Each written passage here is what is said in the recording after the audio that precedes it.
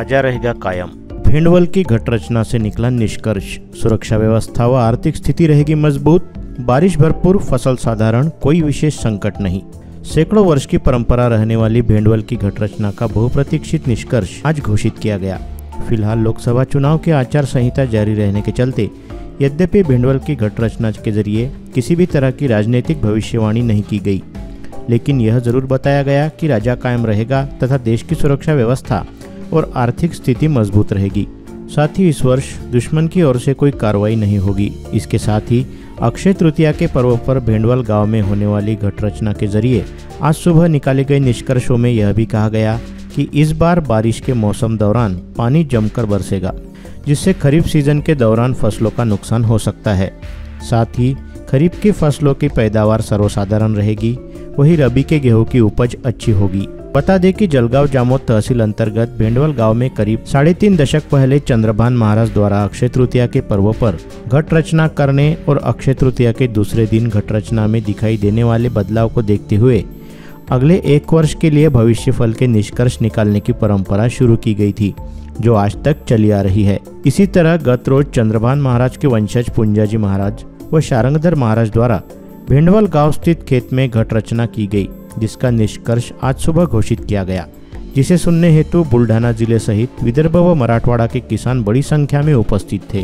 क्योंकि इस वर्ष की गई घट रचना में पानी की गागर, सांडोली, कुरडई, भजिए, वड़ा, पापड़, पूरी व पान सुपारी अपने स्थान पर यथावत कायम थे और उनकी स्थिति में कोई बदलाव नहीं आया था। इसके चलते सब कुछ ऑलवेल रहने की बात पुंजाजी महाराज द्वारा कही गई। बता दें कि भिंडवल की घट मांडनी में अक्षय तृतीया की शाम 18 प्रकार के धान्य रखे जाते हैं और बीचों बीच एक गोल गड्ढा तैयार करते हुए उसमें एक छोटा मटका रखा जाता है, जिसके पश्चात सभी लोग उस खेत से अपने अपने घर वापस लौट जाते हैं तथा अगले दिन सुबह एक बार फिर उसी स्थान पर पहुंचकर वहां रात के दौरान हुए बदलाव को देखा जाता है, जिसके आधार पर आगामी 1 वर्ष के लिए निष्कर्ष निकाले जाते हैं। इस वर्ष निकाले गए निष्कर्षों में बताया गया कि बारिश के सीजन दौरान पहले महीने में कम, दूसरे महीने में समाधानकारक, तीसरे महीने में भरपूर और चौथे महीने में मूसलाधार बारिश होगी। साथ ही खरीफ की फसलों पर रोगराई का खतरा रहेगा, जबकि रबी में फसल अच्छी होगी। इसके साथ ही भिंडवल के भविष्य फल के मुताबिक देश में राजा कायम रहेगा और देश की सुरक्षा व्यवस्था मजबूत रहेगी,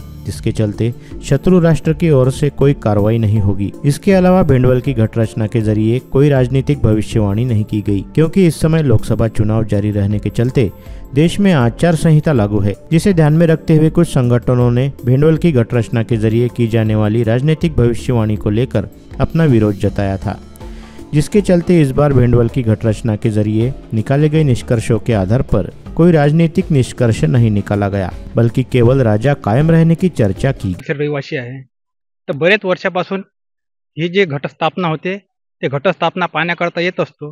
तर त्याचे अनुभव असे आहेत की बरेच वर्षापासून जे येत असतो आम्ही पाहतो, अनुभवाला येतात, तर म्हणजे खरोखर ते खरेच ठरतात। तर महाराजांनी जे सांगितलं त्या पद्धतीनं बरेच वेळा तसं घडतेच।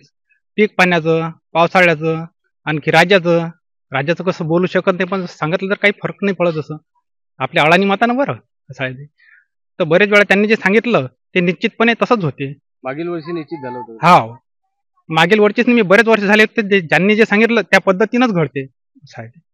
सध्या काय परिस्थिती सांगली पावसाची? पावसाची पहिल्या महिन्यामध्ये पावसाळा कमी सांगितला, दुसऱ्या महिन्यामध्ये साधारण सांगितला, तिसऱ्या महिन्यात भरपूर आणि चौथ्या महिन्यात भरपूर पाऊस सांगितला, अवकाळी पाऊस भरपूर सांगितला। पीक कसं सांगितलं? कपाशीचे मगम दाखवलं जरा असं आहे ते, आणखी ज्वारीचं हे ते बाजरीचं पीक चांगलं दाखवलं। काय वाटतं तुम्हाला? तर कसं असते आता पीक पाणी हे सर्व निसर्गावर अवलंबून असते। पावसाळा जर बराच ज्या ठिकाणी चांगला झाला त्या ठिकाणी भरपूर पाऊस म्हणजे भरपूर पीक येते, आणि ज्या ठिकाणी कमी झालं त्यावेळेस जरा कमी होतं। त्या पद्धतीने त्यांनी सांगितल्याप्रमाणे घडू शकते। तुम्ही इथचे रहिवासी आहे, तुम्हाला याबद्दल ज्ञात आहे? हा, जे पानविळा असतो तो कसा आहे यावेळेस? काय पानविळा जो आहे तो यावेळेस कायमच आहे, त्याच्यावर मामूली थोडस किंचित समजा असं मातीत पडल्यासारखं समजा मामूली आहे, असं काही एवढं हे नाही। तसं भिंडवल येथील आज अक्षय तृतीयेचं जी मांडणी केली जाते, त्या मांडणीचं भाकीत याप्रमाणे प्रथम सर्व पिकांची कपाशीचं पीक सर्वसाधारण आहे। सर्वसाधारण याचा अर्थ मोगम असल्यामुळे कुठे जास्त येईल कुठे कमी येईल या प्रमाणे म्हणजे सर्वसाधारण धरले जाते। तसंच त्याच्यानंतर जे पीक आहेत तूर आहे, ज्वारी आहे, उडीद आहे, मूग आहे, हे सुद्धा सर्वसाधारण पीक आहेत. तिळाचं पीक चांगल्या प्रकारचं दाखवते, बाजरीचं पीक सुद्धा बरं दाखवते. आणि रब्बी पीक आहेत, रब्बी पिकापैकी गहू चांगला दाखवते, हरभरा साधारण आहे, करडी चांगली आहे. याप्रमाणे एकूण म्हणजे प्रमुख पिकांचे याप्रमाणे भाकीत केले जाते. तसंच पावसाळ्यातच आहे तर पहिला महिना हा लहरी स्वरूपाचा राहील, कुठे कमी कुठे जास्त असा होईल. दुसरा महिना साधारण पहिल्या महिन्यापेक्षा थोडा जास्त आहे. तिसरा महिना जो आहे तो तिसरा महिना चांगल्या प्रकारचा आहे. चौथा महिना जो आहे तो सुद्धा चांगला आहे आणि अवकाळी पाऊस सुद्धा भरपूर आहे. त्यामुळे जे पाण्याची पातळी आहे ती वाढेल, पण काही पिकाचं सोबत जे लवकर येणारे पीक आहेत त्यांची नासाडी सुद्धा होईल. राजकीय कोणत्याही प्रकारचं यावर्षी भाकीत केला जात नाही, कारण आचारसंहितेचा कोणत्याही प्रकारचा भंग होऊ नये. यामुळे जो पानविळा कायम आहे आम्ही जे म्हणतो, तो पानविळा हा गणपतीचं प्रतीक आहे. कारण हिंदू संस्कृतीत गणपतीला फार महत्व आहे, तर गणपतीचंच प्रतीक आहे ते खरं पाहिलं तर ते कायम आहे. किती वाण ठेवून हे भाकीत केले जाते? हे 18 प्रकारचे धान्य ठेवले जातात या ठिकाणी.